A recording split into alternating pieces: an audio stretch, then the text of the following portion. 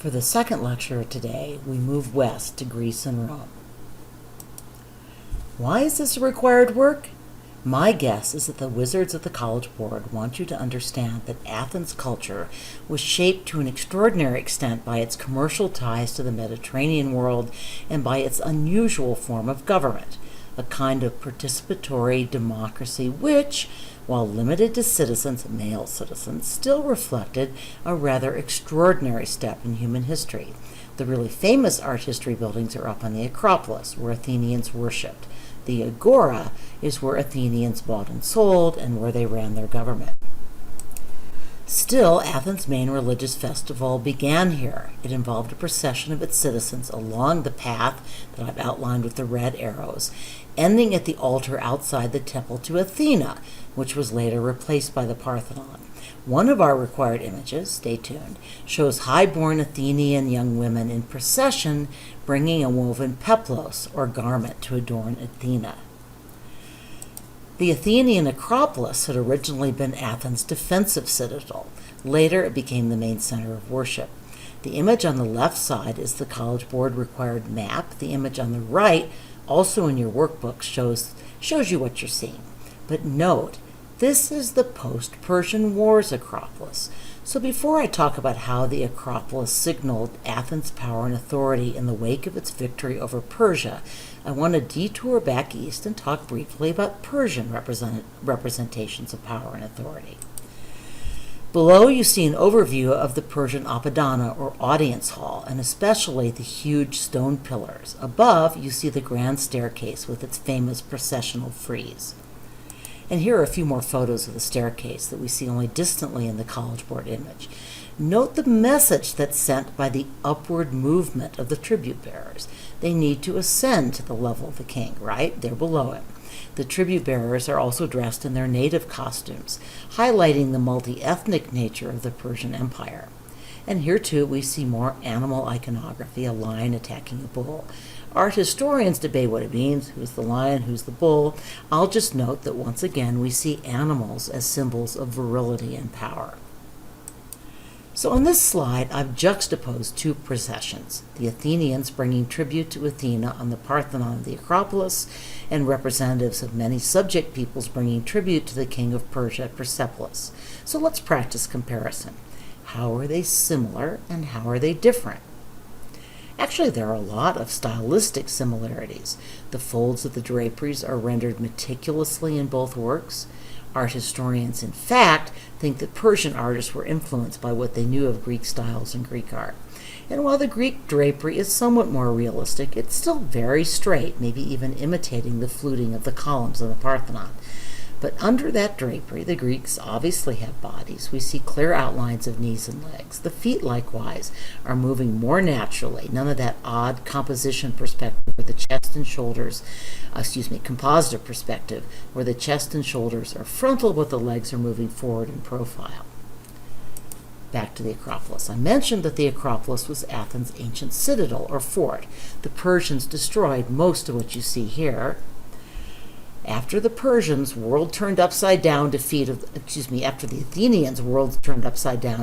Persians a few decades later, Athenian leader Pericles embarked on a massive program to rebuild these temples.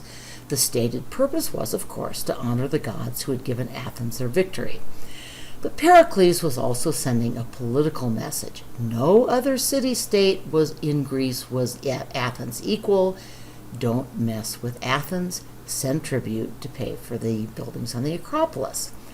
It didn't work, by the way. The next set of wars was a disaster for Athens and eventually ushered in the conquest by Philip of Macedon, another story.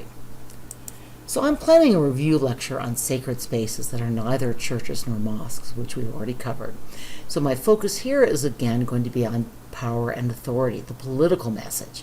The Temple of Athena Nike is located at the entranceway to the Acropolis, right next to the Propylaea, or gate.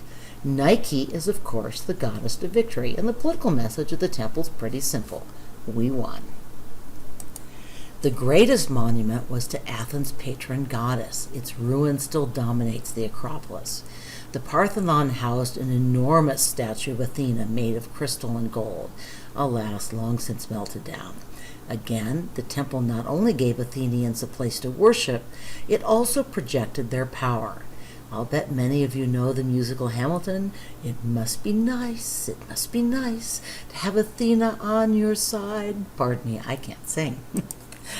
The sculptural program of the Parthenon reinforces this message of victory and Athenian dominance. These friezes are not a required work, but I've included them because the Greeks' love of machis, or fights between humans and the gods or demigods, tells us a lot about Greek culture. All of these scary opponents are stand-ins for outsiders, always deemed barbarians, whom the Greeks have vanquished. On the Parthenon, of course, this means the Persians. So what we're seeing here is more Athenian self-promotion. Remember, everybody, how the Greeks turned back the savage Persian horde. Please contribute to the Acropolis building fund, or there might be consequences. So I'm about to get a little ahead of my story. We'll get to the Alexander mosaic in a moment. But this high relief frieze makes a good parallel with the work you just saw. It helps you understand it. Hellenistic ruler Attalus I wanted his city to be identified with Athens, since this would reinforce the legitimacy of his rule. This is a true Greek city. But as we just saw, battles between the gods and giants or centaurs or Amazons, or Greeks and giants or centaurs or Amazons, were stand-ins for defeating the barbarians that threatened Greek civilization. Now, frankly, the Gauls that Attalus defeated posed nowhere near the same threat that Persia had posed to Athens, but Attalus was capitalizing on the comparison all the same. The founder of the Hellenistic Empire was, of course, Alexander the Great. This mosaic depicts Alexander's victory over Darius III, really the climatic moment in his invasion and conquest of the Persian Empire. This mosaic actually dates from the early Roman Empire. It was found on the floor of a villa in Pompeii. But this mosaic was almost certainly a copy of an early 3rd century BC Hellenistic painting. Most obviously, the work depicts Alexander's power and authority by showing him winning a battle. We also see a bow to the gods. Alexander's breastplate depicts Medusa, the famous Gorgon who turned all who saw her to stone. But what really makes this work remarkable are the stylistic innovations that bring the action to life. We see radical foreshortening. Look at the central horse seen from behind. We see the use of shading to convey a sense of mass and volume and to enhance the naturalistic effect of the scene. Again, Hellenistic art in general is more naturalistic and much more emotional. Repeated diagonal spears, clashing metal, and the crowding of men and horses all evoke the din of battle. At the same time, action is arrested by dramatic details such as the fallen horse and the Persian soldier in the foreground who watches his own death throes reflected in his shield. Again, Hellenistic art portrays power and authority in part by harnessing the power of drama. And that's a technique that Counter-Reformation Baroque artists would borrow as they fought to regain the dominance of the Catholic Church. Running out of time, and we can't talk about power and authority without talking about Rome. Roman Republican portraiture was all about dignitas. Roman patrician society was obsessed with lineage. Noble families kept wax images of their ancestors in cupboards in their homes. The status that came with age or lineage is reflected in veristic or truthful art. Actually, it may not have been entirely truthful. There's some evidence that subjects may have asked that their wrinkles be exaggerated to convey more age and more experience. Nevertheless, this is quite a contrast with the Greek sculptural ideals that reflect a different set of values. We see less worship of youth and beauty, more admiration for wisdom that comes from age. And it makes sense even in terms of power and authority. In the end, Greek's lasting power stemmed from powerful ideas and maybe from an abiding concept of beauty. Roman power grew from uniform and thoroughly enforced laws, military prowess, and eventually from authoritarian rule. And speaking of which, I meant to include that, probably no other work in our required works list so blatantly projects power and authority as Augustus of Prima Porta. You might pause the video here and see if you can list how it ticks off all the power and authority strategies and techniques that I outlined in my first lecture. The statue is crammed with iconography. The baton Augustus is carrying is not just a symbol of power, it was a symbol of republican power. Remember, Augustus claimed to be restoring the republic, not creating a new political regime, although at best this statue sends some pretty mixed messages. He's wearing the costume of a general, the imperator, which actually means commander of the Roman army, doesn't mean emperor. The leather fringe, bottom right, was part of that costume. The relief on the breastplate, or cuirass, advertises the return of the Roman military standards that the Parthians, successors of the Persians in the east, had captured from Augustus's rival Crassus. So, this is a ruler who wins wars, this is a ruler who restores political stability, and it's a ruler who is aligned with the gods. So we see allusions to various Roman deities, including Mars, god of war, and personifications of the latest territories conquered by Augustus: Hispania, Gaul, Germania, Parthia. The gods are on the ruler's side. The Cupid symbolized the Julian family's alleged descent from Venus. Cupid was another of Venus's sons. The emperor's bare feet, a little odd with a general's uniform, don't you think, offered another subtle hint of his godlike state. Gods were depicted barefoot. Even the marble, not uncommon, but still valuable and expensive, conveys the message of permanence. Marble is a hard stone. It's actually metamorphized limestone. It's here to stay. More similarities and differences. We'll save this one for Wednesday, too.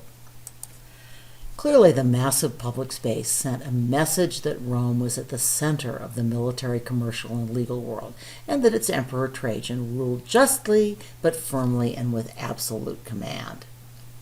Note that the forum included a temple to Trajan. Roman emperors not only have the support of the gods, that they now are gods. Roman emperors win wars, specifically in the case of the column of Trajan, the war against the barbarian Dacians. Roman emperors secure peace and prosperity. The Basilica Ulpia, the single largest building, is a law court and an administrative building. Obviously, Trajan's column is all about winning battles, but many of the images also showcase Rome's engineering innovations. Roman emperors weren't just conquerors. Like Hammurabi, they presented themselves as builders as well. Almost done.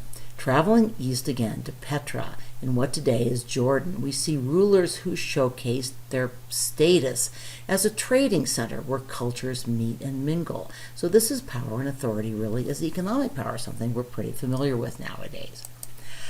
While it was nicknamed the Treasury, this building is actually a tomb, and it was almost certainly a royal tomb. Again, probably all about power and authority. Between the outer columns, we see two figures on horseback, representing Castor and Pollux, the heavenly twins who guided the souls of dead heroes to the Elysian fields. So the kings are heroes, right? The pediment is crowned with a disc between horns surrounded by ears of wheat. And these are, interestingly, all symbols of Isis, the Egyptian goddess of love and immortality, whom the Nabateans revere. Syncretism on the march here, a mixture of religions. The upper story is a broken pediment interrupted by a tholos. Again, we see a mixture of architectural techniques. Isis, in her role as protector of the city, stands in the front bay of the tholos. Amazons bearing axes, now we're back to Greek mythology, ornament the side bays of the tholos and the front and side bays of the broken pediments. And finally, winged Nikes decorate the rear bays between the tholos and the pediments. We also see eagles of Zeus crowning the pediments. The tholos is topped by a symbolic funerary urn. Real hodgepodge of symbolism, but again representing the Nabatean status as world-class traders. So notice the mix of Egyptian and Greek gods. Not only are the gods with us, lots of different gods are with us. The mixture of different classical styles also signals this cosmopolitan nature of this culture. We take, like the Persians, they prided themselves on their diversity. Okay, we made it. I will finish Power and Authority with 2 more lectures on Thursday, but first we're going to take a break and practice crafting strong thesis statements.